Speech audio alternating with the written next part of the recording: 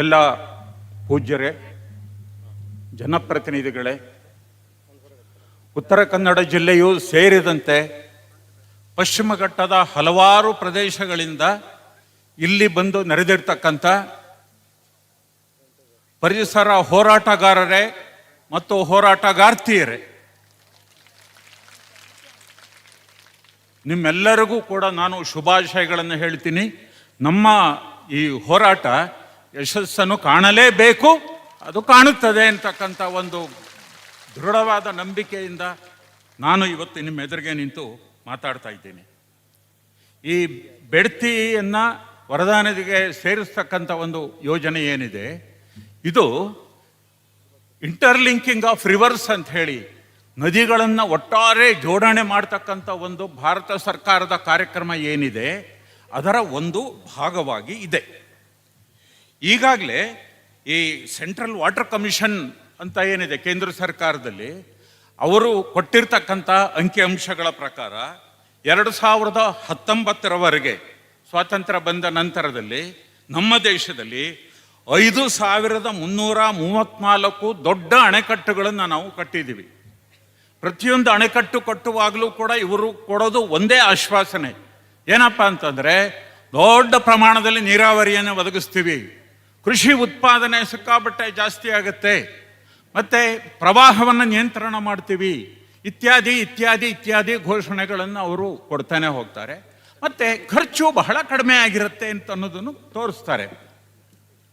ಈ 5334 ದೊಡ್ಡ ಡ್ಯಾಮುಗಳಲ್ಲಿ ಅತಿ ಹೆಚ್ಚಿನ ಡ್ಯಾಮುಗಳು, 2000ಕ್ಕಿಂತ ಹೆಚ್ಚು ಡ್ಯಾಮುಗಳು ಇರ್ತಕ್ಕಂಥದ್ದು ಮಹಾರಾಷ್ಟ್ರದಲ್ಲಿ. ಆದರೆ ಇವತ್ತಿಗೂ ಕೂಡ ಮಹಾರಾಷ್ಟ್ರ ಅತಿ ಹೆಚ್ಚು ಬರಪೀಡಿತವಾದಂಥ ರಾಜ್ಯ ಅಂತಂದರೆ ಮಹಾರಾಷ್ಟ್ರ. ಸೊ ಇದರಿಂದಲೇ ನಮಗೆ ಗೊತ್ತಾಗತ್ತೆ ಈ ದೊಡ್ಡ ಡ್ಯಾಮುಗಳ ಬಂಡವಾಳ ಸಂಪೂರ್ಣವಾಗಿ ಇವತ್ತು ಬಯಲಾಗಿದೆ ಅನ್ನೋದು ನಮಗೆ ಗೊತ್ತಾಗ್ತಾ ಇದೆ. ಇದು ಸಾಲದು ಅಂತ ಹೇಳಿ ಭಾರತ ಸರ್ಕಾರ ಮತ್ತಷ್ಟು ಡ್ಯಾಮುಗಳನ್ನು ಕಟ್ಟತಕ್ಕಂಥ ಒಂದು ಯೋಜನೆಯನ್ನು ನಮ್ಮ ಮುಂದೆ ಇಟ್ಟಿದೆ. ಅದಕ್ಕೆ ನದಿ ಜೋಡಣೆ ಯೋಜನೆ ಅಂತ ಹೇಳಿ ನ್ಯಾಷನಲ್ ವಾಟರ್ ಡೆವಲಪ್ಮೆಂಟ್ ಏಜೆನ್ಸಿ ಅಂತಕ್ಕಂಥ ಒಂದು ಕೇಂದ್ರ ಸರ್ಕಾರದ ಸಂಸ್ಥೆ ಇದನ್ನು ಮುಂದಿಟ್ಟಿದೆ. ಇದರ ಪ್ರಮುಖವಾದಂಥ ಕಾರ್ಯಕ್ರಮಗಳನ್ನು ಮಾತ್ರ ನಿಮ್ಮ ಮುಂದೆ ಹೇಳ್ತೀನಿ. ಮೊದಲನೇದು 36 ಮೇಜರ್ ಡ್ಯಾಮ್ಗಳನ್ನು ಕಟ್ಟತಕ್ಕಂಥದ್ದು. ಈ 5300 ಸಾಲದು ಅಂತ ಹೇಳಿ 36 ಮೇಜರ್ ಡ್ಯಾಮ್ಗಳನ್ನು ಕಟ್ಟತಕ್ಕಂಥದ್ದು, 12,500 ಕಿಲೋಮೀಟರ್ ಉದ್ದದ ಕಾಲುವೆಯ ಜಾಲವನ್ನು ಕಟ್ಟತಕ್ಕಂಥದ್ದು, 94 ಕಿಲೋಮೀಟರ್ ಸುರಂಗ ಮಾರ್ಗಗಳನ್ನು ಕಟ್ಟತಕ್ಕಂಥದ್ದು, ಮತ್ತು 2 ಈ ಪಶ್ಚಿಮಕ್ಕೆ ಹರಿತಕ್ಕಂಥ ನದಿಗಳನ್ನು ಪೂರ್ವಕ್ಕೆ ತಿರುಗಿಸ್ತಕ್ಕಂಥದ್ದು. ನಮ್ಮ ಬೆಡ್ತಿದ್ದೀವಿ ಇವತ್ತು ನಾವೇನು ಚರ್ಚೆ ಮಾಡ್ತಿದ್ದೀವಿ ಆ ರೀತಿ. ಅದರಲ್ಲಿ ಒಂದು ಕೇರಳ ರಾಜ್ಯದಲ್ಲಿ ಪಾಂಬಾ ಮತ್ತು ಅಚ್ಚನ್ ಕೋವಿಲ್ ಅಂತಕ್ಕಂಥ ಪಶ್ಚಿಮಕ್ಕೆ ಹರಿತಕ್ಕಂಥ ನದಿಯನ್ನು ವೈಪಾರ್ ಅದಕ್ಕೆ ತಿರುಗಿಸ್ತಕ್ಕಂಥದ್ದು. ಎರಡನೇದು ಕರ್ನಾಟಕದಲ್ಲಿ 2 ಯೋಜನೆಗಳನ್ನು ಪ್ರಾರಂಭದಲ್ಲಿ ಇಟ್ಟಿದ್ರು. ಮೊದಲನೇದಾಗಿ ನೇತ್ರಾವತಿ ನದಿಯನ್ನು 2 ಭಾಗ ಮಾಡಿ ಒಂದನ್ನು ಹೇಮಾವತಿಗೂ ಇನ್ನೊಂದನ್ನು ತುಂಗಭದ್ರಾ ನದಿಗೂ ಸೇರಿಸ್ತಕ್ಕಂಥದ್ದು. ಆದರೆ ಯಾವಾಗ ಎತ್ತಿನಹೊಳೆ ಯೋಜನೆ ಬಂತೋ ಆವಾಗ ನೇತ್ರಾವತಿನಲ್ಲಿ ಹೆಚ್ಚಿನ ನೀರು ದೊರೆಯೋದಿಲ್ಲ ಅಂತ ಅದನ್ನು ಕೈ ಬಿಟ್ಬಿಟ್ರು. ಅಲ್ಲಿಗೆ ನೇತ್ರಾವತಿಗೆ ಮುಕ್ತಿ ಸಿಕ್ತು. ಇವಾಗ ಇಲ್ಲಿ ಸಿಕ್ಕಾಕೊಂಡಿರೋದು ಮಾತ್ರ ಬೇಡ್ತಿ ವರದಾ.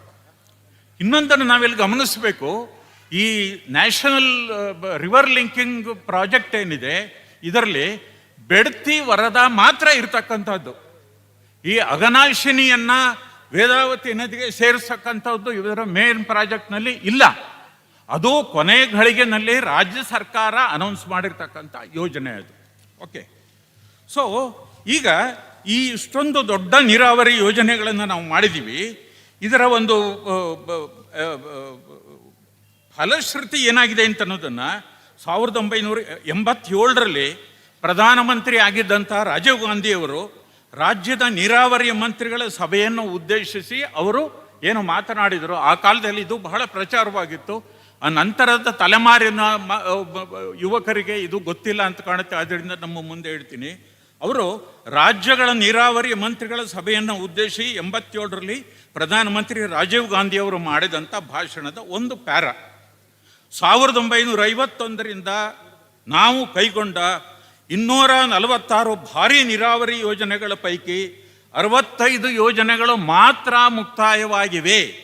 246ರಲ್ಲಿ 65 ಯೋಜನೆಗಳು ಮಾತ್ರ ಮುಕ್ತಾಯವಾಗಿವೆ.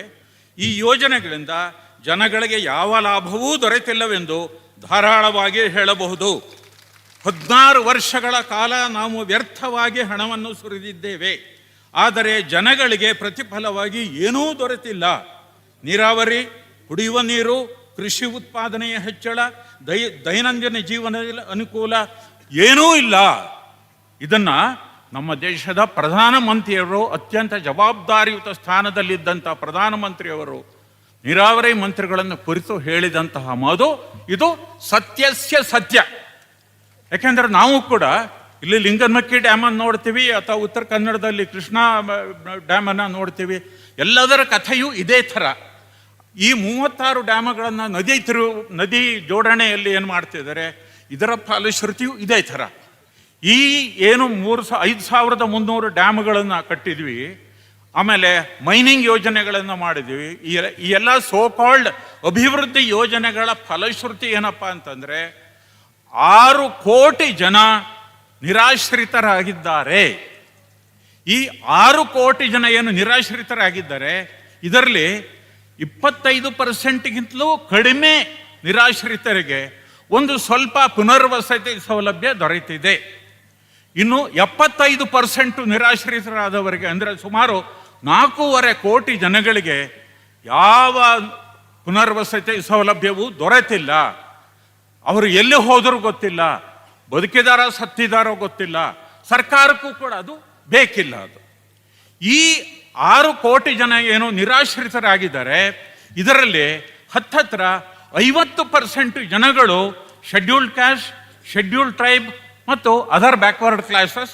ಅದರಲ್ಲಿ ಬಹಳ ಮುಖ್ಯವಾಗಿ ಆದಿವಾಸಿ ಈ ಟ್ರೈಬಲ್ ಜನಗಳು ಏನಿದ್ದಾರೆ ಅವರೇನೆ. ಅಂದರೆ ದೇಶದ ಅತ್ಯಂತ ದುರ್ಬಲರಾಗಿರ್ತಕ್ಕಂಥ, ಯಾವುದೇ ಕಾಯ್ದೆ ಕಾನೂನುಗಳನ್ನು ಅರ್ಥ ಮಾಡಿಕೊಳ್ಳಲಾರದಂಥ, ಅರಣ್ಯದಲ್ಲೇ ಪ್ರಕೃತಿಯ ಜೊತೆಗೆ ಒಂದಾಗಿ ಬದುಕ್ತಾ ಇರ್ತಕ್ಕಂಥ ಈ ಜನಗಳನ್ನೇನೆ ನಮ್ಮ ಈ ಸೋಕಾಲ್ಡ್ ಅಭಿವೃದ್ಧಿ ಯೋಜನೆಗಳು, ಅದರಲ್ಲೂ ಬಹಳ ಮುಖ್ಯವಾಗಿ ನೀರಾವರಿ ಯೋಜನೆಗಳು ಅವರನ್ನು ಸಂಪೂರ್ಣವಾಗಿ ಗುಂಡಾಂತರ ಮಾಡಾಕ್ಬಿಟ್ಟಿವೆ. ನರ್ಮದಾ ನದಿ ಯೋಜನೆ ಮಾಡ್ತಾ ಇರಬೇಕಾದ್ರೆ ಹೆಚ್ಚಾಗಿ ಮಧ್ಯಪ್ರದೇಶ, ಗುಜರಾತ್ ಮತ್ತು ಮಹಾರಾಷ್ಟ್ರದಲ್ಲಿ ಇದ್ದಂಥವರೇ ಟ್ರೈಬಲ್ ಜನಗಳು ಹೆಚ್ಚಾಗಿ. ಅವರಿಗೆ ಕೇಂದ್ರ ಸರ್ಕಾರದವರು ಏನು ಹೇಳಿದ್ರಪ್ಪ ಅಂದರೆ, ನೀವು ಅರಣ್ಯವಾಸಿಗಳು, ನಿಮಗೆ ಪರ್ಯಾಯವಾಗಿ ನಾವು ಅರಣ್ಯದಲ್ಲೇ ನಿಮಗೆ ಜಾಗವನ್ನು ಮಾಡಿಕೊಡ್ತೀವಿ ಅಂತ ಹೇಳೋದ್ರಿಂದ ಒಕ್ಕಲೆಬ್ಸಿದರು. ಯೋಜನೆ ಮುಗಿಯೋ ಹೊತ್ತಿಗೆ ಎಲ್ಲಿದೆ ಅರಣ್ಯ? ಅರಣ್ಯ ಇಲ್ಲವೇ ಇಲ್ಲ. ಅರಣ್ಯ ಎಲ್ಲ ಕೊಡೋಕ್ಕಾಗೋದಿಲ್ಲ, ನಿಮಗೊಂದಷ್ಟು ಕ್ಯಾಶ್ ಕೊಡ್ತೀನಿ, ಅದನ್ನ ತಗೊಂಡು ಹೋಗಿ ಅಂತ ಹೇಳಿ ಕೊನೆಗೆ ಅವ್ರಿಗೆ ಹೇಳಿದರು. ಈ ರೀತಿ ಈ ನೀರಾವರಿ ಯೋಜನೆಗಳು ಅಂತ ಏನು ಕರಿತೀವಿ, ದೊಡ್ಡ ದೊಡ್ಡ ಡ್ಯಾಮ್ಗಳು ಅಂತ ಅನ್ನೋದು, ಇದೆಲ್ಲವೂ ಕೂಡ ಅತ್ಯಂತ ಹಿಂದುಳಿದ ಜನಗಳಿಗೆ ದೊಡ್ಡ ಪ್ರಮಾಣದಲ್ಲಿ ಮೋಸ ಮಾಡತಕ್ಕಂಥ ಒಂದು ಕಾರ್ಯಕ್ರಮ ಅಂತ ಅನ್ನೋದನ್ನು ಅನೇಕ ಇದರಲ್ಲಿ ಹೇಳ್ಬೋದು. ವರ್ಲ್ಡ್ ಡೆವಲಪ್ಮೆಂಟ್ ಡ್ಯಾಮ್ ಕಮಿಷನ್ ಅಂತ ಒಂದನ್ನು ಮಾಡಿದರು. ವರ್ಲ್ಡ್ ಕಮಿಷನ್ ಡ್ಯಾಮ್ ಅಂತ ವಿಶ್ವಸಂಸ್ಥೆ ಮತ್ತು international union for conservation of nature ಅಂತ 1998ರಲ್ಲಿ ವಿಶ್ವಸಂಸ್ಥೆ ಅದನ್ನು ಅಪಾಯಿಂಟ್ ಮಾಡುತ್ತೆ. ಯಾಕೆ ಅಪಾಯಿಂಟ್ ಮಾಡುತ್ತೆ ಅಂತಂದರೆ, ಇಷ್ಟೊಂದು ದೊಡ್ಡ ಡ್ಯಾಮ್ಗಳನ್ನು ಜಗತ್ತಿನಾದ್ಯಂತ ಕಟ್ತಾ ಇದ್ದೀವಿ, ಇವುಗಳಿಂದ ಜನಗಳಿಗೆ ಏನಾರು ಉಪಯೋಗ ಆಗ್ತಾ ಇದೆಯಾ ಅಂತ ಅನ್ನೋದನ್ನು ಪರಿಶೀಲನೆ ಮಾಡಿ ಅಂತಂದರು. ಅವರು ಸಾವಿರಾರು ಡ್ಯಾಮ್ಗಳನ್ನು ಅಧ್ಯಯನ ಮಾಡಿ 2002ರಲ್ಲಿ ಕೊಟ್ಟ ವರದಿ ಏನಪ್ಪ ಅಂದರೆ, ಈ ಎಲ್ಲ ದೊಡ್ಡ ಡ್ಯಾಮ್ಗಳು ಏನಿದೆ ಇವು ಏನೇನು ಆಶ್ವಾಸನೆಯನ್ನು ಕೊಟ್ಟಿದ್ವು, ನೀರಾವರಿಯನ್ನು ಹೆಚ್ಚಿಸ್ತೀವಿ, ಆಹಾರದ ಬೆಳೆ ಜಾಸ್ತಿ ಆಗುತ್ತೆ, ಪ್ರವಾಹ ನಿಯಂತ್ರಣ ಆಗುತ್ತೆ ಇತ್ಯಾದಿ ಏನೇನು ಹೇಳಿದರು, ಇದರಲ್ಲಿ ಯಾವುದೂ ಕೂಡ ಸತ್ಯವಾಗಿಲ್ಲ. ಎಲ್ಲ ವಿಧದಲ್ಲೂ ದೊಡ್ಡ ಡ್ಯಾಮ್ಗಳು ಸಂಪೂರ್ಣವಾಗಿ ವಿಫಲವಾಗಿವೆ. ಆದ್ದರಿಂದ ದೊಡ್ಡ ಡ್ಯಾಮ್ಗಳನ್ನು ಪ್ರಪಂಚದಲ್ಲಿ ಎಲ್ಲೂ ಕಟ್ಟಬಾರ್ದು ಅಂತ ಹೇಳಿ 2002ನೇ ಇಸ್ವಿನಲ್ಲಿ ಅವರು ವರದಿಯನ್ನು ಕೊಟ್ಟರು. ಆ ಸಮಯದಲ್ಲಿಯೇ ನಮ್ಮ ನ್ಯಾಷನಲ್ ವಾಟರ್ ಡೆವಲಪ್ಮೆಂಟ್ ಏಜೆನ್ಸಿಯವರು ಈ 36 ಬೃಹತ್ ಡ್ಯಾಮ್ಗಳನ್ನು ಕಟ್ಟತಕ್ಕಂಥ ವರದಿಯನ್ನು ಕೂಡ ನಮ್ಮ ಮುಂದೆ ಇಟ್ಟರು. ಎಷ್ಟು ಒಂದು ವಿಪರ್ಯಾಸ ನಮ್ಮ ದೇಶದಲ್ಲಿ ನಡೀತಾ ಇದೆ ಅಂತ ಅನ್ನೋದಕ್ಕೆ ನಾನು ನಿಮ್ಮ ಮುಂದೆ ಈ ವಿಷಯಗಳನ್ನು ಹೇಳಿದೆ. ಇವತ್ತು ಪ್ರಮುಖವಾದಂಥ ಅಂಶಕ್ಕೆ ನಾವು ಬರೋದಾದರೆ, ಈ ಬೆಡ್ತಿನ ನಾವು ವರದಾ ನದಿಗೆ ಸೇರ್ತಕ್ಕಂಥದ್ದು ಅಥವಾ ಅಘನಾಶಿಯನ್ನು ವೇದಾವತಿಗೆ ಸೇರಿಸ್ತಕ್ಕಂಥದ್ದು, ಈ ನದಿ ತಿರುವು ಯೋಜನೆಗಳು ಅಂದರೆ ಏನಿದೆ, ಇದರ ಕೆಳಗಡೆ ಇರ್ತಕ್ಕಂಥ ಅವೈಜ್ಞಾನಿಕ ಸತ್ಯ, ರಾಜಕಾರಣಿಗಳು ಇದನ್ನು ವೈಜ್ಞಾನಿಕ ಅಂತಾರೆ, ನಾವು ಅದನ್ನು ಅವೈಜ್ಞಾನಿಕ ಸತ್ಯ ಅಂತ ಕರೆಯೋದು. ಅವ್ರೇನು ಹೇಳ್ತಾರೆ, ನದಿಗಳು ಸಮುದ್ರಕ್ಕೆ ಸೇರುವುದು ವ್ಯರ್ಥ. ಅಘನಾಶಿನಿ ನದಿ ಇಲ್ಲೇ ಸಮುದ್ರಕ್ಕೆ ಸೇರುತ್ತೆ, ಅಪಾರವಾದ ನೀರು ವ್ಯರ್ಥವಾಗಿ ಸಮುದ್ರಕ್ಕೆ ಸೇರುತ್ತದೆ. ಅದನ್ನು ಜನಗಳು ಕುಡಿದ್ರೆ ಅದು ಸಾರ್ಥಕ, ಅದು ಸಮುದ್ರಕ್ಕೆ ಸೇರಬಾರ್ದು. ಬೆಡ್ತಿ ನದಿ ಸಮುದ್ರಕ್ಕೆ ಸೇರಬಾರ್ದು. ಯಾವ ನದಿಯ ನೀರುಗಳು ಸಮುದ್ರಕ್ಕೆ ಸೇರ್ತಕ್ಕಂಥದ್ದು ವ್ಯರ್ಥ ಅಂತಕ್ಕಂಥ ಒಂದು ದೊಡ್ಡ ವಿಜ್ಞಾನವನ್ನು ನಮ್ಮ ರಾಜಕಾರಣಿಗಳು ಹೇಳಿದರು. ಅದು ಯಾವ ವಿಜ್ಞಾನಿಯೋ ಒಂದು ಇಲ್ಲಿ ಕರ್ಕೊಂಡು ಬಂದು ನಿಲ್ಲಿಸಿ ಅಂತ ಹೇಳೋಷ್ಟು ಕೋಪ ಬರುತ್ತೆ ನನಗೆ. ಯಾಕೆ ಅಂತಂದರೆ, ನದೀನಾಂ ಸಾಗರೋ ಗತಿ ಅಂತ ನಮ್ಮ ಹಿರಿಯರಲ್ಲೇ ನಮಗೆ ಹೇಳಿಕೊಟ್ಟಿದ್ದಾರೆ. ಬರೀ ನಮ್ಮ ದೇಶ ಅಲ್ಲ, ಪ್ರಪಂಚದ ಎಲ್ಲ ಕಡೆಗಳಲ್ಲೂ ನದಿಗಳು ಸಮುದ್ರಕ್ಕೆ ಸೇರೋದು. ಮಕ್ಕಳಿಗೆ ಪ್ರೈಮರಿ ಸ್ಕೂಲಿನ ವಿಜ್ಞಾನದಲ್ಲಿ ನಾವು ಹೇಳ್ಕೊಡ್ತೀವಿ ಏನಪ್ಪ ಅಂತಂದರೆ, ನದಿ ನೀರು ಸಮುದ್ರಕ್ಕೆ ಸೇರಬೇಕು, ಸಮುದ್ರ ನೀರು ಸೂರ್ಯನ ಬೆಳಕಿನಿಂದ ಆವಿಯಾಗಿ ಮೋಡವಾಗುತ್ತೆ, ಮೋಡದಿಂದ ಪುನಃ ನೀರು ಬರುತ್ತೆ, ಅದು ನದಿಗಳ ಮೂಲಕ ಹರಿಯುತ್ತೆ, ಅದು ಪುನಃ ಸಮುದ್ರಕ್ಕೆ, ಇದು ಜಲಚಕ್ರ ಅಂತ ಹೇಳಿ ಇದನ್ನು ನಾವು ಅವ್ರಿಗೆ ಹೇಳ್ಕೊಡ್ತೀವಿ. ನಮ್ಮ ರಾಜಕಾರಣಿಗಳು ಹೇಳೋದು ಈ ಜಲಚಕ್ರವೇ ಬೇಡ, ಪ್ರಕೃತಿಗೆ ಬುದ್ಧಿ ಇಲ್ಲ, ನಮಗೆ ಮಾತ್ರ ಬುದ್ಧಿ ಇರೋದು, ಈ ಜಲಚಕ್ರ ನದಿ ಸೇರ್ಬಿಡ್ತು ಅಂದರೆ ಅದು ವೇಸ್ಟು, ಆದ್ರಿಂದ ಅದನ್ನು ಪೂರ್ವಕ್ಕೆ ತಿರುಗಿಸ್ಬಿಡೋಣ. ಇಂತಹ ಮೂರ್ಖ ಅಜ್ಞಾನಿಗಳಾದಂಥ ಅವೈಜ್ಞಾನಿಗಳಾಗಂಥ ರಾಜಕಾರಣಿಗಳನ್ನು ಪಡೆದಿರ್ತಕ್ಕಂಥದ್ದು ನಮ್ಮ ದುರ್ದೈವ ಅಂತ ಅನ್ನೋದನ್ನು ನಾವು ಸ್ಪಷ್ಟವಾಗಿ ನಮಗೆ ಹೇಳ್ತೀನಿ. ಈ ಎರಡು ಯೋಜನೆಗಳೇನಿದೆ, ಈ ಬೆಡ್ತಿಯನ್ನು ವರ್ಧಾ ನದಿಗೆ ಜೋಡಣೆ ಮಾಡತಕ್ಕಂಥ ಯೋಜನೆ ಏನಿದೆ, ಇದರ ಕೆಲವು ಸ್ಥೂಲವಾದಂಥ ಇದುವರೆಗೆ ಲಭ್ಯವಾಗಿರ್ತಕ್ಕಂಥ ಅಂಕಿಅಂಶಗಳನ್ನು ಮಾತ್ರ ನಿಮ್ಮ ಮುಂದೆ ಇಡ್ತೀನಿ. ಶಿರಸಿ ಹತ್ತಿರದ ಪಟ್ಟಣದ ಹೊಳೆ, ಈ ಬೆಡ್ತಿ ನದಿಯ ಎರಡು ಉಪನದಿಗಳು ಶಾಲ್ಮಲಾ ಮತ್ತು ಪಟ್ಟಣದ ಹೊಳೆ, ಇದು ನಿಮ್ಮೆಲ್ಲರಿಗೂ ಕೂಡ ಗೊತ್ತಿದೆ. ಈ ಶಾಲ್ಮಲಾ ನದಿಗೆ ಶಿರಸಿ ತಾಲೂಕಿನ ಹುಳಗೋಳ ಅನ್ನುವ ಕಡೆಯಲ್ಲಿ ಒಂದು ದೊಡ್ಡ ಡ್ಯಾಮನ್ನು ಕಟ್ತಾರೆ. ಇದರಲ್ಲಿ ಆ ಡ್ಯಾಮ್ ಎಷ್ಟಪ್ಪ ಅಂತಂದರೆ 1574 ಅಡಿ ಅಥವಾ 480 ಮೀಟರ್ ಎತ್ತರದ ಒಂದು ದೊಡ್ಡ ಡ್ಯಾಮನ್ನು ಕಟ್ತಾರೆ.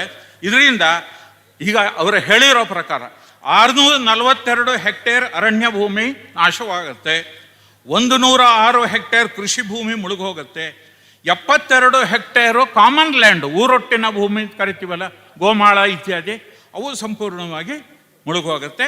967 ಕುಟುಂಬಗಳು ಸಂಪೂರ್ಣವಾಗಿ ಅವರು ನಿರಾಶ್ರಿತರೆ. ಈ 6 ಕೋಟಿ ಜನಗಳಿಗೆ ಇವರು ಸೇರ್ಕೋತಾರೆ, 967 ಕುಟುಂಬಗಳು. ಈ ಡ್ಯಾಮ್ನಲ್ಲಿ ಸಂಗ್ರಹವಾದ ನೀರನ್ನು 14.8 ಕಿಲೋಮೀಟರ್ ಉದ್ದದ 50 ಮೀಟರ್ ಅಗಲದ ನಾಲೆಯ ಮೂಲಕ ವರದಾ ನದಿ ನೀರನ್ನು ಸಾಗಿಸ್ತೀವಿ.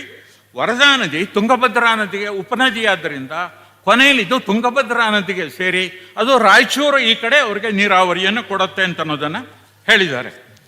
ಎರಡನೇದು ಸಾಲ್ಕಣಿ ಅಂತ ನಾವು ಕಡೆ, ಇನ್ನು ಪಟ್ಟಣದ ಹಳ್ಳಕ್ಕೆ ಸಾಲ್ಕಣಿನ ಕಡೆ ಡ್ಯಾಮನ್ನು ಕಟ್ತಾರೆ. ಇದು 512.75 ಮೀಟರ್ ಎತ್ತರದ ಡ್ಯಾಮು ಅಥವಾ 1682 ಅಡಿ ಎತ್ತರದ ಡ್ಯಾಮ್ ಕಟ್ತಾರೆ. ಇಲ್ಲಿ 8.5 ಕಿಲೋಮೀಟರ್ ಉದ್ದದ ನಾಲೆ ಹುಳಗೋಳ ಜಲಾಶಯಕ್ಕೆ ಈ ನೀರನ್ನು ಸಾಗಿಸ್ತಾರೆ. ಹುಳಗೋಳ ಜಲಾಶಯದಿಂದ ಮುಂದಕ್ಕೆ ಅದು ಉತ್ತರ ರಾಯಚೂರು ಕಡೆಗೆ ಅದು ಹೋಗುತ್ತೆ. ಇದರಲ್ಲಿ ಮುಳುಗಡೆ ಆಗ್ತಂಥ ಸಾಲ್ಕಣಿ ಡ್ಯಾಮ್ನಲ್ಲಿ ಮುಳುಗಡೆ ಆಗ್ತಂಥದ್ದು ಸರ್ಕಾರ ಕೊಟ್ಟಿರ್ತಕ್ಕಂಥ ಡೇಟಾ ಪ್ರಕಾರ 24 ಹೆಕ್ಟೇರ್ ಅಥವಾ 460 ಎಕರೆ ಭೂಮಿ ಕೃಷಿ ಭೂಮಿ, 154 ಹೆಕ್ಟೇರ್ ಅರಣ್ಯ ಭೂಮಿ ಅಥವಾ 385 ಎಕರೆ, ಊರೊಟ್ಟಿನ ಭೂಮಿ 16 ಹೆಕ್ಟೇರ್ ಅಥವಾ 40 ಎಕರೆ, ಒಟ್ಟು 184 ಹೆಕ್ಟೇರ್ ಭೂಮಿಗಳು ಇದರಲ್ಲಿ ನಾಶವಾಗುತ್ತೆ. ಇದನ್ನು ನಾನು ಒಂದು ಟ್ಯಾಬ್ಯುಲರ್ ಫಾರ್ಮ್ನಲ್ಲಿ ಹಾಕಿದ್ದೀನಿ. ಈ ಅರಣ್ಯ ಭೂಮಿ ಮುಳುಗಡೆ ಆಗ್ತಕ್ಕಂಥದ್ದು ಹುಳುಗೋಳ ಮತ್ತು ಸಾಲ್ಕಣಿ ಎರಡೂ ಸೇರಿ 1990 ಎಕರೆ. ಈ ಅರಣ್ಯ ಅಂತಂದರೆ ಪಶ್ಚಿಮ ಘಟ್ಟಗಳ ಅರಣ್ಯ ಅಂತಲೇ ನಾವು ಅರ್ಥ ಮಾಡ್ಕೋಬೇಕು. ಏಕೆಂದರೆ ಈ ಪ್ರದೇಶ ಏನಿದೆ ಉತ್ತರ ಕನ್ನಡ, ಇದು ಸಂಪೂರ್ಣವಾಗಿ ಪಶ್ಚಿಮ ಘಟ್ಟಗಳಿಂದಲೇ ಆವೃತವಾದಂಥ ಭೂಮಿ. ಇಲ್ಲಿ ಒಂದೊಂದು ಮರ ಕಡಿದ್ರು ಅದು ಪಶ್ಚಿಮ ಘಟ್ಟವನ್ನು ನಾಶ ಮಾಡಿದ ಹಾಗೇನೆ. ಇಡೀ ದಕ್ಷಿಣ ಭಾರತದಲ್ಲಿ ಹುಟ್ಟತಕ್ಕಂಥ ಎಲ್ಲ ನದಿಗಳು ಕೂಡ ಪಶ್ಚಿಮ ಘಟ್ಟಗಳಲ್ಲಿಯೇ ಹುಟ್ಟತಕ್ಕಂಥದ್ದು. ಅದರಲ್ಲೂ ಪೂರ್ವಕ್ಕೆ ಹರಿತಕ್ಕಂಥ ಕೃಷ್ಣಾ ಮತ್ತು ಅದರ ಉಪನದಿ, ಕಾವೇರಿ ಮತ್ತು ಅದರ ಉಪನದಿ, ತುಂಗಭದ್ರಾ ಮತ್ತು ಅದರ ಉಪನದಿ ಎಲ್ಲವೂ ಕೂಡ ಪಶ್ಚಿಮ ಘಟ್ಟಗಳಲ್ಲಿ ಹುಟ್ಟಿ ಇಡೀ ದಕ್ಷಿಣ ಭಾರತದ ತೆಲಂಗಾಣ, ಆಂಧ್ರ ಪ್ರದೇಶಕ್ಕೂ ಕೂಡ ನೀರುಣಿಸಿ ಅವು ಕೊನೆಗೆ ಬಂಗಾಳ ಕೊಲ್ಲಿಗೆ ಸೇರಿಕೊಳ್ತಕ್ಕಂಥದ್ದು. ಹಾಗಾಗಿ ಪಶ್ಚಿಮ ಘಟ್ಟಕ್ಕೆ ಏನಾದರೂ ಅನಾಹುತ ಆದರೆ ಅದು ಬರೀ ಉತ್ತರ ಕನ್ನಡಕ್ಕೆ ಆಗುವ ಅನಾಹುತವಲ್ಲ, ಇಡೀ ದಕ್ಷಿಣ ಭಾರತಕ್ಕೆ ಆಗ್ತಕ್ಕಂಥ ಅನಾಹುತ ಅಂತ ಅನ್ನೋದನ್ನು ನಮ್ಮ ಸರ್ಕಾರದವರು ಎಚ್ಚರ ವಹಿಸಬೇಕು, ಜ್ಞಾಪಕ ಇಟ್ಕೋಬೇಕು. ಹುಡುಗೋಳ ಡ್ಯಾಮು ಮತ್ತು ಸಾಲ್ಕಣಿ ಡ್ಯಾಮ್ ಎರಡರಿಂದ ಒಟ್ಟು 1990 ಎಕರೆ ಅರಣ್ಯ ಮುಳುಗಡೆ ಆಗುತ್ತೆ. 325 ಎಕರೆ ಕೃಷಿ ಭೂಮಿ ಮುಳುಗಡೆ ಆಗುತ್ತೆ. ಊರೊಟ್ಟಿನ ಭೂಮಿ 220 ಎಕರೆ ಮುಳುಗಡೆ ಆಗುತ್ತೆ. ಒಟ್ಟು 2535 ಎಕರೆ ಅರಣ್ಯ, ಕೃಷಿ, ಊರೊಟ್ಟಿನ ಎಲ್ಲ ಭೂಮಿಗಳು ಸೇರಿ 2535 ಎಕರೆ ಭೂಮಿ ನಾಶವಾಗತ್ತೆ. ಇನ್ನು ಅಘನಾಶನಿಗೆ ಬರೋದಾದರೆ, ಇದುವರೆಗೆ ನಾವು ಪರಿಸರದವರು ಎಲ್ಲೇ ಸೇರಲಿ ಕೂಡ ನಾವೊಂದು ರೀತಿ ಒಂದು ಮೀಸೆ ತಿರುಗಿಸ್ತಕ್ಕಂಥ ಒಂದು ಸ್ಟೇಟ್ಮೆಂಟ್ ಕೊಡ್ತಿದ್ವಿ. ಏನಪ್ಪ ಅಂತಂದರೆ, ನಮ್ಮ ಅಘನಾಶಿನಿ ನದಿ ಯಾವುದೇ ಡ್ಯಾಮ್ ಇಲ್ಲದೆ ಸ್ವತಂತ್ರವಾಗಿ ಮುಕ್ತವಾಗಿ ಹರಿತಾ ಇರ್ತಕ್ಕಂಥ ಒಂದೇ ಒಂದು ನದಿ ಅಂತಂದರೆ ನಮ್ಮ ಅಘನಾಶಿನಿ ಅಂಥೇಳಿ. ಅಘನಾಶಿನ ಮುಖಜ ಭೂಮಿ ಎಷ್ಟು ಫಲವತ್ತಾಗಿದೆ, ಅಲ್ಲಿಂದ ಬೆಳೆಚುಗಳನ್ನೆಲ್ಲ ತೆಗೆದು ಅಲ್ಲಿಯ ಸ್ಥಳೀಯ ಜನಗಳು ಎಷ್ಟರ ಮಟ್ಟಿಗೆ ಅವರು ಆದಾಯವನ್ನು ಸಂಪಾದನೆ ಮಾಡ್ತಾ ಇದ್ದಾರೆ ಅಂತಂದರೆ, ನಮ್ಮ Indian institute of science doctor TV. Ramachandra ಅವರ ನೇತೃತ್ವದಲ್ಲಿ ಮಾಡಿದ ಅಧ್ಯಯನದ ಪ್ರಕಾರ ಇದಕ್ಕೆ ಅಂತಾರಾಷ್ಟ್ರೀಯ ಮಾನ್ಯತೆ ಅಂದರೆ ರಾಮ್ಸರ್ ಸೈಟ್ ಅಂತ ಇದಕ್ಕೆ ಅದನ್ನು ಕೊಟ್ಟಿದ್ದಾರೆ, ಅನ್ಡಿಸ್ಟರ್ಬ್ಡ್ ರಿವರ್ ಅಂತ ಹೇಳಿ. ಆದರೆ ಇವತ್ತು ಆ ಕನಸಿಗೂ ಕೂಡ ನಮ್ಮ ರಾಜ್ಯ ಸರ್ಕಾರ ತಣ್ಣೀರನ್ನ ಎಸೆತಕ್ಕಂಥ ಕೆಲಸವನ್ನು ಮಾಡಿದೆ. ಈ ಅಘನಾಶಿ ನೀರು ಚಿತ್ರದುರ್ಗ ಜಿಲ್ಲೆ ವಾಣಿವಿಲಾಸ ಜಲಾಶಯಕ್ಕೆ ಇದನ್ನು ತಗೊಂಡು ಹೋಗ್ತಾರೆ. ಸಿದ್ದಾಪುರದ ತಾಲೂಕು ಬಾಳೆಕೊಪ್ಪ ಬಳಿ ಡ್ಯಾಮನ್ನು ನಿರ್ಮಾಣ ಮಾಡ್ತಾರೆ. 35 TMC ನೀರು ಸಾಗಾಟ, ಎತ್ತಿನ ಹೊಳೆಗಿಂತ ದೊಡ್ಡದು. ಎತ್ತಿನ ಹೊಳೆನಲ್ಲಿ 24 TMC ನೀರು ಎತ್ತುತ್ತಾರೆ. ಇಲ್ಲಿ ಅಘನಾಶಿನಲ್ಲಿ 34 TMC ನೀರು ಎತ್ತುತ್ತಾರೆ. 194 ಕಿಲೋಮೀಟರ್ ಪೈಪ್ ಲೈನನ್ನು ತಗೊಂಡು ಹೋಗ್ತಾರೆ. ಅಂದಾಜು 23,000 ಕೋಟಿ ರೂಪಾಯಿ ಇದಕ್ಕೆ ಇನ್ವೆಸ್ಟನ್ನು ಮಾಡೋದಕ್ಕೆ ಸರ್ಕಾರ ತಯಾರಾಗಿದೆ. ಅಪಾಯಗಳು: ಸುಮಾರು 1,20,000 ಮರಗಳನ್ನು ಕಡಿಯತಕ್ಕಂಥ ಯೋಜನೆ ಸರ್ಕಾರದ ಮುಂದಿದೆ. 600 ಎಕರೆ ಅರಣ್ಯ ಮುಳುಗಡೆ ಆಗುತ್ತೆ. ಅದರಲ್ಲಿ 1,900 ಎಕರೆ, ಇದರಲ್ಲಿ 600 ಎಕರೆ, ಒಟ್ಟು 2,500 ಎಕರೆ. ಇದಿಷ್ಟೇ ಅಲ್ಲ, ಇನ್ನು ರೈಲ್ವೆ ಯೋಜನೆ, ರಸ್ತೆ ವಿಸ್ತರಣೆ ಯೋಜನೆ, ಬಂದರುಗಳನ್ನು ಮಾಡತಕ್ಕಂಥ ಯೋಜನೆ ಇತ್ಯಾದಿ ಎಲ್ಲವೂ ಸೇರಿದರೆ ಬಹುಶಃ ಇಲ್ಲಿ ಏನೂ ಅರಣ್ಯ ಉಳಿಯೋದಿಲ್ಲ ಅಂತಕ್ಕಂಥ ಒಂದು ಸ್ಥಿತಿ ಇದೆ. ಸೊ ಹೀಗೆ ಈ 2 ಯೋಜನೆಗಳನ್ನು ಅವರು ನಮ್ಮ ತಲೆ ಮುಂದೆ ಇಟ್ಟಿದ್ದಾರೆ. ಈಗ ಉತ್ತರ ಕಾಣಬೇಕಾದ ಪ್ರಶ್ನೆಗಳು ಅಂತ ನಂದೊಂದೆರಡು ಪ್ರಶ್ನೆಗಳು ಇದೆ. ನಂದು ಅಂದರೆ ನಿಮ್ಮದು, ನಾವು ಸರ್ಕಾರಕ್ಕೆ ಕೇಳಬೇಕಾದಂಥ ಪ್ರಶ್ನೆಗಳು ಇದು. ಮೊದಲನೇದು, ಈ 2 ಯೋಜನೆಗಳಿಂದ ಬೆಡ್ತಿಯನ್ನು ನೀವು ವರದಾ ನದಿಗೆ ಸೇರಿಸೋದ್ರಿಂದ, ಅಘನಾಶಿಯನ್ನು ವೇದಾವತಿಗೆ ತಗೊಂಡೋಗಿ ನಮ್ಮ ನದಿಯ ನೀರಿಂದ ನೀವು ಕದ್ಕೊಂಡು ಹೋಗೋದ್ರಿಂದ ಉತ್ತರ ಕನ್ನಡ ಜಿಲ್ಲೆಗೆ ಏನು ಉಪಯೋಗ? ಯಾವುದಾದ್ರೂ ಒಂದು ಯೋಜನೆ ಮಾಡಬೇಕಾದ್ರೆ ಆ ಸ್ಥಳೀಯ ಪ್ರದೇಶದ ಜನಗಳಿಗೆ ಉಪಯೋಗ ಆಗಬೇಕು. ಅದು ಮುಖ್ಯವಾದಂಥ ಯೋಜನೆಯ ಒಂದು ಬೇಸಿಕ್ ಪ್ರಿನ್ಸಿಪಲ್ಲು. ಇಷ್ಟು ಯೋಜನೆಗಳನ್ನು, ನಮ್ಮ ನದಿಗಳನ್ನೇ ಸಂಪೂರ್ಣವಾಗಿ ನೀವು ಎತ್ಕೊಂಡು ಹೋಗ್ತಾ ಇದ್ದಾರೆ, ಕಿಡ್ನಾಪ್ ಮಾಡ್ಕೊಂಡು ತಗೊಂಡು ಹೋಗ್ತಾ ಇದ್ದಾರೆ. ಉತ್ತರ ಕನ್ನಡದ ಜನಗಳಿಗೆ ಏನು ಉಪಯೋಗ? ಇದು ನಾವು ಕೇಳಬೇಕಾದಂಥ ಮೊದಲನೇ ಪ್ರಶ್ನೆ ಸರ್ಕಾರಕ್ಕೆ. ಎರಡನೇದು, ಉತ್ತರ ಕನ್ನಡಕ್ಕೆ ನೀರಾವರಿಗೆ, ಕುಡಿಯುವ ನೀರಿಗೆ ಪರ್ಯಾಯವೇನು? ಏನು ಪರ್ಯಾಯ? ಅಥವಾ ಬೇರೆ ಬಯಲುಸೀಮೆಯಿಂದ ಯಾವ್ದಾದ್ರು ನದಿಯನ್ನು ತಿರುಗಿಸಿ ಇಲ್ಲಿಗೆ ತಗೊಂಡು ಬರ್ತೀರಾ? ಆ ಥರದ್ದು ಏನೂ ಅವ್ರ ಮುಂದೆ ಇಲ್ಲ. ಬರೀ ನಿಮ್ಮ ನೀರನ್ನು ನಾವು ಹೊತ್ಕೊಂಡು ರಾಯಚೂರಿಗೆ ತಗೊಂಡು ಹೋಗ್ತೀವಿ ಅಂತಾರೆ ಹೊರತು ನಮಗೆ ನೀರನ್ನು ಕೊಡೋರು ಯಾರು? ನಾವು ಈ ರಾಜ್ಯದ ಪ್ರಜೆಗಳಲ್ವಾ? ಈ ದೇಶದ ಪ್ರಜೆಗಳಲ್ವಾ? ನಾವು ತೆರಿಗೆ ಕಟ್ಟೋದಿಲ್ವಾ? ಈ ನದಿಯನ್ನು ನಾವು ಇಷ್ಟು ವರ್ಷ ನಾವು ನಮ್ಮ ತಾಯಿಯ ಥರ ನೋಡ್ಕೊಂಡಿಲ್ವಾ? ಇದನ್ನು ನೀವು ಕಿಡ್ನಾಪ್ ಮಾಡಿ ಯಾವ ಜನಗಳನ್ನು ಕೇಳಿದೆ, ಅಧ್ಯಯನ ಮಾಡದೆ, ನಿಮ್ಮ ಮೀನುಗಾರರನ್ನ ಪ್ರಶ್ನೆ ಮಾಡಿದೆ, ಎಲ್ಲದನ್ನು ಹೊತ್ಕೊಂಡು ಹೋಗ್ತಿರಲ್ಲ. ಉತ್ತರ ಕನ್ನಡದ ನೀರಾವರಿಗೆ, ಕುಡಿಯುವ ನೀರಿಗೆ ಪರ್ಯಾಯವೇನು? ಇದು ನಾವು ಸರ್ಕಾರಕ್ಕೆ ಕೇಳಬೇಕಾದಂಥ ಪ್ರಶ್ನೆ. ಎರಡನೇದು, ಸರ್ಕಾರ ನಮ್ಮ ಉತ್ತರ ಕನ್ನಡ ಜಿಲ್ಲೆಗೆ ಅನೇಕ, ನಾವು ಕೇಳದೇ ಇದ್ದರೂ ಕೂಡ ಕೆಲವು ಅಭಿವೃದ್ಧಿ ಯೋಜನೆಗಳನ್ನು ಕೊಟ್ಟಿದೆ. ಯಾರ ಅಭಿವೃದ್ಧಿ ಅಂತ ನಂಗೆ ಗೊತ್ತಿಲ್ಲ. ಒಂದು, ನಾವು ಕೇಳದೆ ಹೋದರೂ ಕೂಡ ಇಲ್ಲಿ ಕೈಗಾದಲ್ಲಿ 3-4 ಅಣುಸ್ಥಾವರಗಳನ್ನು ಸ್ಥಾಪಿಸಿ ನಾವೇನು ಕೇಳಿತ್ತಿಲ್ಲ, ನಾವೇನು ಅರ್ಜಿ ಹಾಕಿತ್ತಿಲ್ಲ. ನೀವಾಗಿಯೇ ನಮ್ಮ ಮೇಲೆ ಕರುಣೆ ಇಟ್ಟು ಉತ್ತರ ಕನ್ನಡ ಜಿಲ್ಲೆಗೆ 4 ಅಣುಸ್ಥಾವರಗಳನ್ನು ಕೊಟ್ಟರೆ ಅದರ ಜೊತೆಗೆ ಬೋನಸ್ ಅಂತ ಇನ್ನೂ 5-6ನೇ ಅಣುಸ್ಥಾವರದ ಯೋಜನೆಗಳನ್ನು ಕೊಡ್ತಾ ಇದ್ದೀರಿ. ನಮಗೊಂದು ನೌಕಾ ನೆಲೆಯನ್ನು ತಂದುಕೊಡಿ ಕಾರವಾರದಲ್ಲಿ ಅಂತ ನಾವು ಯಾರೂ ಅರ್ಜಿ ಹಾಕಿತ್ತಿಲ್ಲ. ನಾವು ಕೇಳಿದೆ ಪಾಪ ನೀವು ಉತ್ತರ ಕನ್ನಡ ಜಿಲ್ಲೆಗೆ ಕಾರವಾರಕ್ಕೆ ಅದನ್ನು ನೀವು ತಂದುಕೊಟ್ರಿ. ಹೀಗೆ ನಾವು ಕೇಳಿದೆ, ನೀವು ಬೇಕಾದಷ್ಟು ಕೊಟ್ಟಿದ್ದೀರಿ. ಆದರೆ ನಾವು 2 ಮಾತ್ರ ನಾವು ಕೇಳಿರೋದು. ನಾವು ಕೇಳಿದ್ದೇನಪ್ಪ ಅಂದರೆ ಉತ್ತರ ಕನ್ನಡದ ಬಹುವರ್ಷಗಳ ಬೇಡಿಕೆ ಅಂದರೆ ಒಂದು ಮಲ್ಟಿ ಸ್ಪೆಷಾಲಿಟಿ ಆಸ್ಪತ್ರೆ ಕಟ್ಟಿಕೊಡಿ ಸ್ವಾಮಿ. ನಾವೇನು ಇಲ್ಲೊಂದು ತಾಜ್ ಮಹಲ್ ಕಟ್ಕೊಡಿ, ತಾಜ್ ಮಹಲ್ ನೋಡೋಕ್ಕೆ ಆಗ್ರಾ ತನಕ ಹೋಗಬೇಕು, ಭಾಳ ಕಷ್ಟ ನಮಗೆ. ಇಲ್ಲೇ ಒಂದು ತಾಜ್ ಮಹಲ್ ಕಟ್ಕೊಡಿ ನಾವೇನೂ ಕೇಳಿಲ್ಲ. ನಾವು ಕೇಳಿರೋದು ಜುಜುಬಿ ಒಂದು ಮಲ್ಟಿ ಸ್ಪೆಷಾಲಿಟಿ ಆಸ್ಪತ್ರೆ ಕಟ್ಕೊಡಿ. ನಾವು ಒಂದು ಸಣ್ಣ ಪುಟ್ಟ ಕಾಯಿಲೆಗೂ ಕೂಡ ಹುಬ್ಬಳ್ಳಿ ಧಾರವಾಡಕ್ಕೆ ಹೋಗಬೇಕು, ಇಲ್ಲ ಬೆಂಗಳೂರಿಗೆ ಹೋಗಬೇಕು.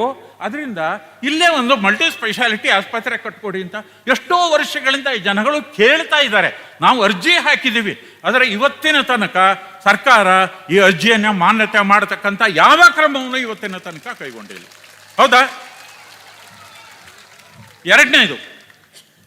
ಎರಡನೇದು ಮಂಗನ ಕಾಯಿಲೆ ಇಲ್ಲಿ ಶಾಶ್ವತವಾಗಿದೆ.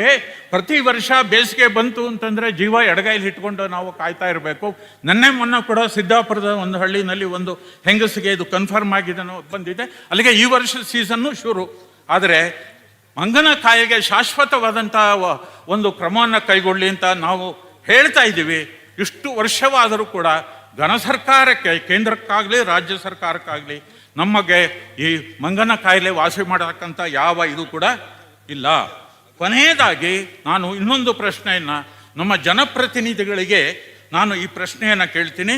ನಾನು ಬಹಳ ವಿನಯದಿಂದಲೇ ನಿಮ್ಮಲ್ಲಿ ಈ ಪ್ರಶ್ನೆಯನ್ನು ನಾನು ನಿಮಗೆ ಮಾಡ್ತಾ ಇದ್ದೀನಿ. ಮೊದಲನೇದು, ನಾನು ಒಬ್ಬ ವ್ಯಕ್ತಿ, ನೀವೆಲ್ಲರೂ ಬಿಡಿ ವ್ಯಕ್ತಿಗಳು. ನಾವು ನಮ್ಮ ಅಭಿಪ್ರಾಯವನ್ನು ವ್ಯಕ್ತಪಡಿಸೋದಕ್ಕೆ ನಮಗೆ ಸ್ವತಂತ್ರ ಇದೆ. ಇದು ಬೇಕು ಅಂತ ಅನ್ಬೋದು ಅಥವಾ ಬೇಡ ಅಂತ ಅನ್ಬೋದು. ಆದರೆ ಜನಪ್ರತಿನಿಧಿಗಳಿಗೆ ನಿಮ್ಮ ಪರ್ಸನಲ್ ಅಭಿಪ್ರಾಯವನ್ನು ವ್ಯಕ್ತಪಡಿಸೋದಕ್ಕೆ ಅಧಿಕಾರ ಇಲ್ಲ. ಕೌಟಿಲ್ಯನ ಅರ್ಥಶಾಸ್ತ್ರದಲ್ಲಿ ಒಬ್ಬ ಆದರ್ಶ ರಾಜನನ್ನು ಬಹಳ ಸ್ಪಷ್ಟವಾಗಿ ಹೇಳಿದ್ದಾನೆ. ಪ್ರಜಾ ಸುಖೈ ಸುಖಂ ರಾಜ್ಞಃ ಪ್ರಜಾನಾಂತು ಹಿತೈ ಹಿತಂ ನಾತ್ಮಪ್ರಿಯಂ ಹಿತಂ ರಾಜ್ಞಃ ಪ್ರಜಾನಾಂತು ಹಿತಂ ಹಿತಂ. ರಾಜನಿಗೆ ಪ್ರಜೆಗಳಿಗೆ ಯಾವುದು ಹಿತವೋ ಅದೇ ರಾಜನಿಗೂ ಹಿತ, ಪ್ರಜೆಗಳಿಗೆ ಯಾವುದು ಸುಖವೋ ಅದೇ ರಾಜನಿಗೂ ಹಿತ. ರಾಜನಿಗೆ ಅವನ ವೈಯಕ್ತಿಕವಾದ ಸುಖ, ವೈಯಕ್ತಿಕವಾದ ಹಿತ ಅಂತ ಏನೂ ಇರೋದಿಲ್ಲ. ಹಾಗೆ ಪ್ರಜಾಪ್ರತಿನಿಧಿಗಳಿಗೆ ನಮ್ಮ ಈ ಪ್ರದೇಶದಲ್ಲಿ ನಿಮ್ಮ ಈ ನದಿಗಳನ್ನು ಉತ್ತರಕ್ಕೆ ಪೂರ್ವಕ್ಕೆ ತಿರುಗಿಸೋ ವಿಚಾರದ ಬಗ್ಗೆ ನಿಮ್ಮ ವೈಯಕ್ತಿಕ ಅಭಿಪ್ರಾಯ ಬೇರೆ ಇರ್ಬೋದು, ನಿಮ್ಮ ಪಕ್ಷಗಳ ಅಭಿಪ್ರಾಯ ಬೇರೆ ಇರಬಹುದು. ಆದರೆ ನೀವು ಪ್ರತಿನಿಧಿಸಬೇಕಾದ್ದು ಈ ಜನಗಳು, ಇಲ್ಲಿರ್ತಕ್ಕಂಥ ಸಾವಿರಾರು ಜನಗಳು ಏನು ಬಂದು ಕೂತಿದ್ದಾರೆ, ಕೂರೋದಕ್ಕೆ ಜಾಗ ಇಲ್ಲದೆ ಬಿಸಿಲಲ್ಲಿ ನಿಂತ್ಕೊಂಡು ಈ ಸಭೆಯಲ್ಲಿ ಭಾಗವಹಿಸ್ತಾ ಇದ್ದಾರೆ. ಅವರೆಲ್ಲರೂ ಒಕ್ಕೊರಲಿನಿಂದ ಈ ಬೆಡ್ತಿ ಮತ್ತು ಅಘನಾಶಿನಿ ಯೋಜನೆ ನಮಗೆ ಬೇಡ ಅಂತ ಅನ್ನೋದನ್ನು ಹೇಳ್ತಾ ಇದ್ದಾರೆ. ಆದ್ದರಿಂದ ದಯವಿಟ್ಟು ನಮ್ಮ ಜನಪ್ರತಿನಿಧಿಗಳು ಅಸೆಂಬ್ಲಿಯಲ್ಲಾಗಲಿ ಅಥವಾ ಪಾರ್ಲಿಮೆಂಟಲ್ಲಾಗಲಿ ಈ ಯೋಜನೆಗಳು ಬೇಡ ಅಂತ ನೀವು ಹೇಳಬೇಕೇ ಹೊರತು ನಿಮ್ಮ ವೈಯಕ್ತಿಕ ಅಭಿಪ್ರಾಯ ಅಥವಾ ನಿಮ್ಮ ಪಕ್ಷದ ಅಭಿಪ್ರಾಯವನ್ನು ದಯವಿಟ್ಟು ಹೇಳಕೂಡದು. ನೀವು ಮೊದಲನೇದಾಗಿ ಪ್ರಜಾಪ್ರತಿನಿಧಿಗಳು ಹೊರತು ಆಮೇಲೆ ಇಂಡಿವಿಜುವಲ್ ವ್ಯಕ್ತಿಗಳು. ಅಂಥ ಜವಾಬ್ದಾರಿಯನ್ನು ನೀವೆಲ್ಲರೂ ಕೂಡ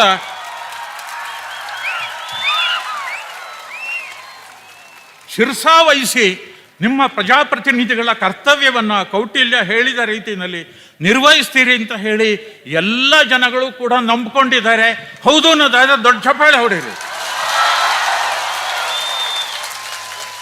ಹಾಗಾಗಿ ಇವತ್ತು ನಮ್ಮ ವೇದಿಕೆಯ ಮೇಲಿರ್ತಕ್ಕಂಥ ಹಲವಾರು ಜನ ಸಂತರು, ಸಂತ ಶಕ್ತಿ ಅಂತ ಇದಕ್ಕೆ ಕರೀತಾರೆ, ಸಂತರು, ಪೂಜ್ಯರು ಹಾಗೂ ನಮ್ಮ ಜವಾಬ್ದಾರಿಯುತವಾದಂಥ ಜನಪ್ರತಿನಿಧಿಗಳು ಮತ್ತು ಇಲ್ಲೆಲ್ಲ ಲಕ್ಷಾಂತರ ಜನಗಳು ಸೇರಿರ್ತಕ್ಕಂಥ ದೃಷ್ಟಿಯಿಂದ ಇವರೆಲ್ಲ ಇದರಿಂದ ಇದಕ್ಕೆ ಕೊನೆ ಆಗಲಿ, ಇದು ಯಶಸ್ಸಾಗಲಿ. ನಮ್ಮ ಹೋರಾಟ ಏನಿದೆ ಅದಕ್ಕೆ ಕೊನೆಯ ಒಂದು ಮಾತು, ಸಂಸ್ಕೃತದಲ್ಲಿ ಇನ್ನೊಂದು ಮಾತು ಹೇಳ್ತಾರೆ, ಅಶ್ವಂ ನೈವ ಗಜಂ ನೈವ ವ್ಯಾಘ್ರಂ ನೈವಚ ನೈವಚ ಅಜಾಪುತ್ರಂ ಬಲಿಂ ದದ್ಯಾತ್ ದೇವೋ ದುರ್ಬಲ ಘಾತಕ ಅಂತ. ಅಂದರೆ ಹೋಮ ಹವನ ಮಾಡಬೇಕಾದ್ರೆ, ದೇವಾಲಯಗಳಲ್ಲಿ ಪೂಜೆ ಮಾಡಬೇಕಾದ್ರೆ ಪ್ರಾಣಿ ಬಲಿ ಕೊಡ್ತಾರೆ. ಏನು ಬಲಿ ಕೊಡ್ತಾರೆ? ಹುಲಿ ಬಲಿ ಕೊಡ್ತಾರ? ಖಂಡಿತ ಇಲ್ಲ. ಕುದುರೆ ಬಲಿ ಕೊಡ್ತಾರ? ಇಲ್ಲ ಸರ್. ಹಾಗಾದ್ರೆ ಯಾವ ಬಲಿ ಕೊಡ್ತಾರೆ? ಯಾವ ಬಲಿ ಕೊಡೋದು ಅಂದರೆ ಮೇಕೆ ಮರಿ, ಅಜಾಪುತ್ರ. ಮೇಕೆ ಅನ್ನೋದಕ್ಕೆ ಯಾವ ಒಂದು ಅದಕ್ಕೆ ಸಂರಕ್ಷಣೆಯನ್ನು 2 ಪುಟಾಣಿ ಕೊಡ್ಬಿಟ್ರೆ ಅದಕ್ಕೆ ಇನ್ನೇನು ಕೊಟ್ಟಿಲ್ಲ. ಆ ಮೇಕೆಯ ಮರಿಗೆ ಕೊಡೂ ಇಲ್ಲ ಅದಕ್ಕೆ. ಅದು ಮ್ಯಾನ್ ಅದು ಬಿಟ್ಟರೆ ಅದಕ್ಕೆ ಇನ್ನೇನೂ ಗೊತ್ತಿಲ್ಲ ಪಾಪ. ಅತ್ಯಂತ ದುರ್ಬಲ. ಆದ್ರಿಂದ ಆ ಅಜಾಪುತ್ರ ಇದೆಯಲ್ಲ, ಅದನ್ನೇ ಎಲ್ಲರೂ ಕೂಡ ದೇವರಿಗೆ ಬಲಿ ಕೊಡ್ತಾರೆ. ಕೊನೆಯದಾಗಿ ಹೇಳ್ತಾನೆ, ದೇವೋ ದುರ್ಬಲ ಘಾತಕ. ದುರ್ಬಲರನ್ನು ಕಂಡ್ರೆ ದೇವರಿಗೂ ಆಗೋದಿಲ್ಲ. ನಾವು ಶಕ್ತಿಯನ್ನು ಬೆಳೆಸ್ಕೊಳ್ಬೇಕು. ಯಾಕೆ ಕೇಂದ್ರ ಮತ್ತು ರಾಜ್ಯ ಸರ್ಕಾರಗಳು ಪಶ್ಚಿಮ ಘಟ್ಟದ ಮೇಲೆ ಹಾಗೂ ಉತ್ತರ ಕನ್ನಡ ಜಿಲ್ಲೆಯ ಮೇಲೆ ಮುಖ್ಯವಾಗಿ ಈ ರೀತಿ ಸವಾರಿ ಮಾಡ್ತಾ ಇದೆ ಅಂತ ಹಲವಾರು ವರ್ಷಗಳಿಂದ ಅಂದರೆ, ನಾವು ಗಟ್ಟಿಯಾಗಿ ದನಿಯನ್ನ ಎತ್ತಲಿಲ್ಲ ಇದುವರೆಗೆ. ಇದು ನಮ್ಮ ಸಾವು ಬದುಕಿನ ಪ್ರಶ್ನೆ. ನಮ್ಮ ಬೆಡ್ತಿ ಮತ್ತು ಅಘನಾಶಿ ನದಿಯನ್ನು ಉಳಿಸ್ಕೊಳ್ತಕ್ಕಂಥದ್ದು ನಮ್ಮ ಸಾವು ಬದುಕಿನ ಪ್ರಶ್ನೆ, ನಮ್ಮ ಮೀನುಗಾರಿಕೆಯ ಪ್ರಶ್ನೆ, ನಮ್ಮ ಕೃಷಿಗಾರ ಪ್ರಶ್ನೆ, ನಮ್ಮ ತೀರ್ಥಕ್ಷೇತ್ರಗಳು ಪುಣ್ಯಕ್ಷೇತ್ರಗಳೆಲ್ಲ ಈ ನದಿ ದಡಗಳ ಮೇಲಿದೆ. ಇದನ್ನೆಲ್ಲ ನಾವು ಉಳಿಸಿಕೊಳ್ಳಲೇಬೇಕು ಅಂತ ಅನ್ನೋದಾದರೆ ನಾವು ಈ 5 ಬೆಟ್ಟು ಒಂದಾಗಬೇಕು. ನಾವು ಮೇಕೆ ಮರಿಗಳ ಹಾಗೆ, ಇದುವರೆಗೆ ನಾವು ಮೇಕೆ ಮರಿಗಳಾಗೆ ಮ್ಯಾ ಅಂತಿದ್ದವಲ್ಲ, ಅದು ಇನ್ನೂ ನಡೆಯೋದಿಲ್ಲ.